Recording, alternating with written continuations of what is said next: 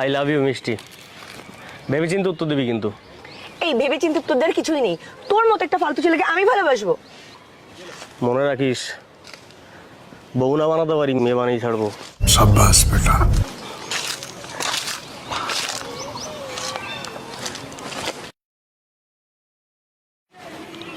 হ্যাঁ ডার্লিং, তুমি খেয়েছো? বাহ, আচ্ছা রাখো, আমার মেয়ে এসছে, একটু শুনি হ্যাঁ কি বলছে। শোন, তুই প্লিজ আমার মাকে ছেড়ে দে। তুই যা বলবি আমি তাই করব। তোকে আমি খুব ভালোবাসবো, প্লিজ। তোর জন্য আমার বাবার বাবাকে ডিভোর্স দিতে রাজি হয়ে গেছে। প্লিজ আমার মাকে ছেড়ে দে, প্লিজ।